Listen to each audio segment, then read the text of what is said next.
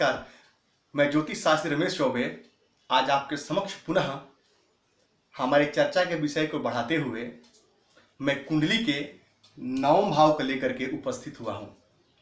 हमारी चर्चा कुंडली के अष्टम भाव तक हो चुकी है और आज मैं आपको बताऊंगा कि कुंडली के नवम भाव से हम किन किन चीजों का विचार करते हैं और कुंडली में आपके नवम भाव की क्या स्थिति है और यदि आपके कुंडली में आपके नवम भाव के स्वामी किसी कारणवश खराब हैं तो हम कैसे उनका श्रेष्ठ लाभ अर्जित कर सकते हैं।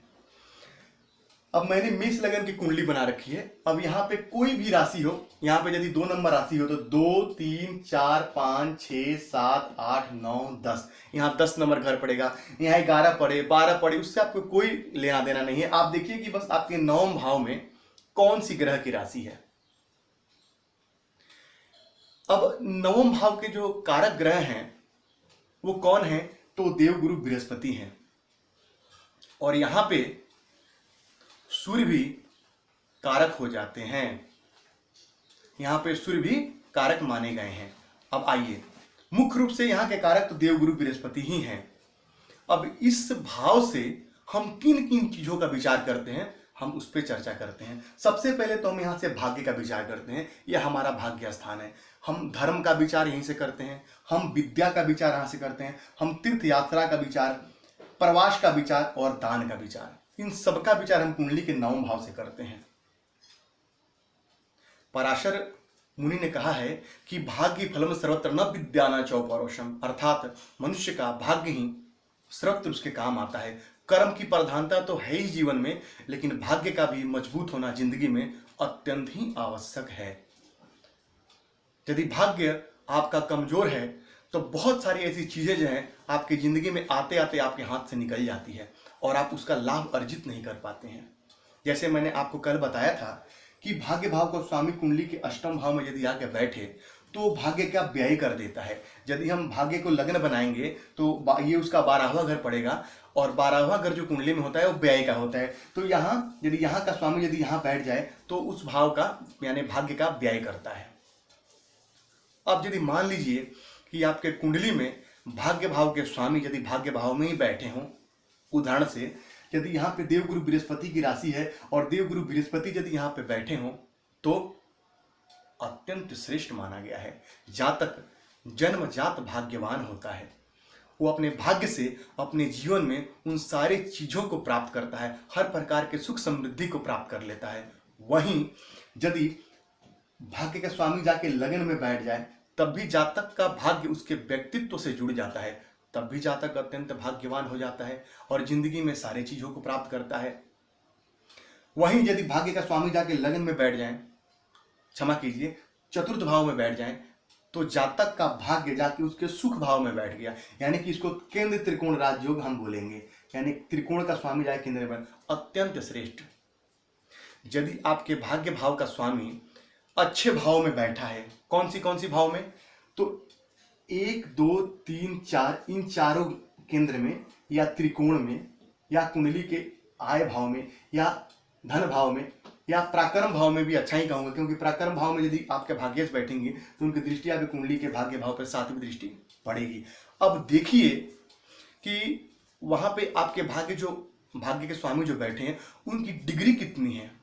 वो यदि कम डिग्री पे हैं, यानी कि 1 से लेके 6 डिग्री तक और उधर 25 से लेके 30 डिग्री तक, यानी कि वो कमजोर हैं, मृतक और बाल अवस्था में हैं, तो आप क्या करें, उनका रत्न धारण करके और उनसे श्रेष्ठ लाभ अर्जित कर सकते हैं। यदि आपके भाग्य से 6 में 8 में और 12 में नहीं बैठे हैं तब तो आप उनका रत्न निस्संदेह धारण कर सकते हैं।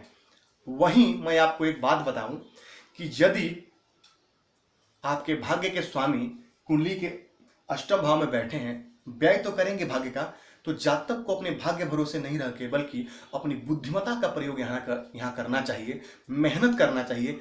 जातक निस्संदेह लाभ कमाता है। मैंने एक कुंडली में देखा और उनको बताया, उनके भाग्य का स्वामी अष्टम भाव में आके बैठे हुए थे।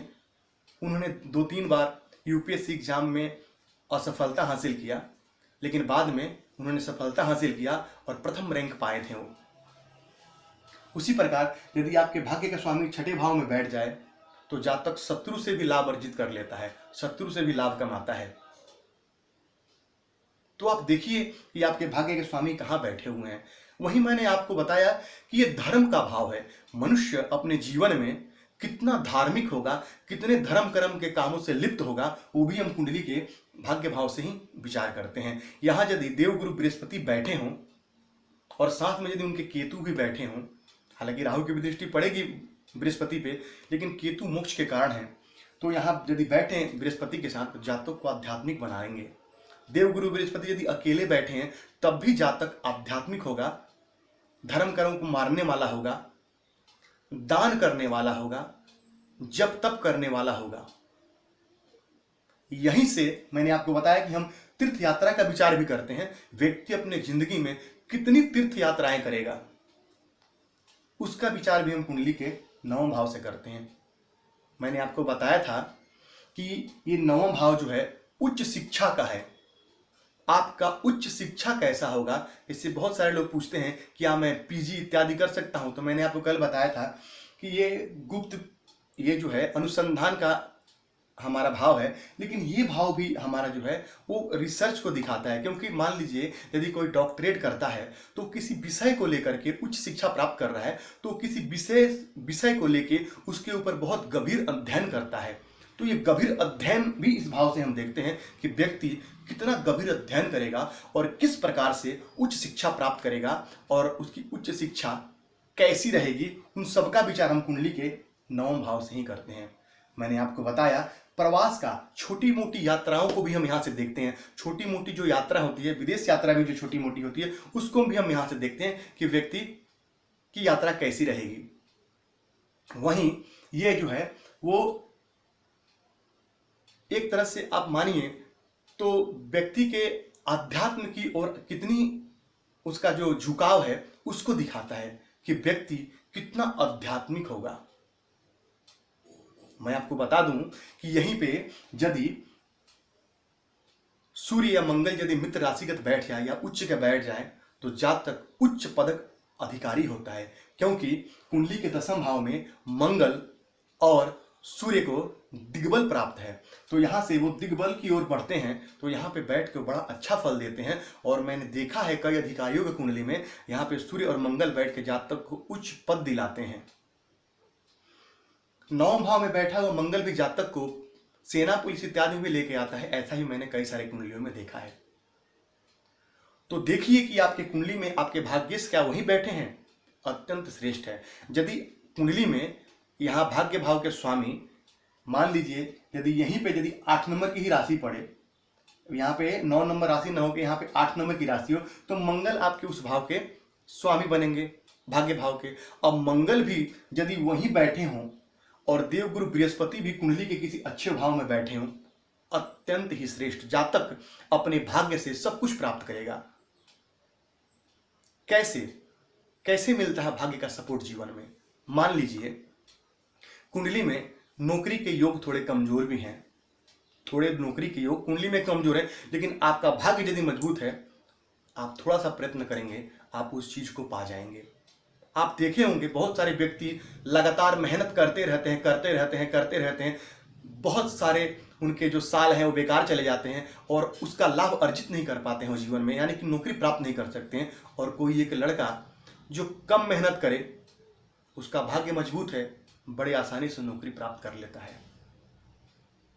एक और उदाहरण देता हूं मैं आपको। मान लीजिए कि एक परीक्षा में 2 लड़के बैठे हुए हैं, उसमें से उसने पहले वाले ने दूसरे वाले में से देख करके और लिख लिया। अब जब इंटरव्यू में जब गए तो इसका भाग्य मजबूत है जिसने देख के लिखा हुआ है। अब इंटरव्यू में जब दोनों साथ में गए तो पता चला कि भाग्यवश उससे कोई ऐसा प्रश्न पूछा गया जो उसको आता है और वो बता दिया और निकल गया। वही जो लड़का इंटेलिजेंट था, जो लड़का बुद्धिमान था, उससे कोई ऐसा प्रश्न पूछ दिया गया कि वो ना बता पाए और वो रुक गया। यहीं पे भाग्य की आवश्यकता है।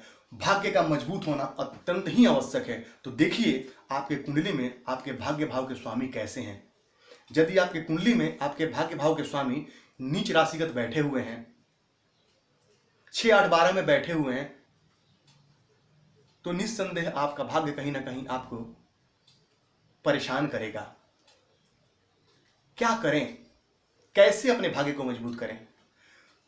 तो आप देखिए कि आपकी कुंडली में यदि भाग्य भाव के स्वामी यदि डिग्री वाइज कमजोर है तब तो आप उनका रत्न धारण कीजिए, नहीं तो 6, 8 और 12 भाव में यदि बैठे हों तो उन ग्रहों से संबंधित बीज मंत्रों का जाप कीजिए। जी बिल्कुल, बीज मंत्रों का जाप अत्यंत श्रेष्ठ बताया गया है। बीज मंत्रों का जाप करके आप उन ग्रहों के बलाबल को बढ़ा सकते हैं।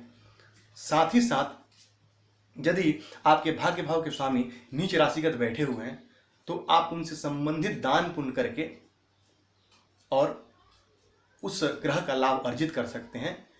साथ ही आप उस ग्रह से संबंधित देवी देवताओं की आराधना करके भी उसका लाभ अर्जित कर सकते हैं। कैसे? उदाहरण के रूप में मान लीजिए यहाँ पे देवगुरु बृहस्पति की राशि है और वो जाके कमजोर हो गए, नीच राशिगत बैठ गए, तो आपको भगवान नारायण की उपासना करनी चाहिए, विष्णु सहस्त्र नाम का पाठ करना चाहिए, राम रक्षा स्तोत्र का पाठ करना चाहिए। इससे आपके बृहस्पति मजबूत होंगे।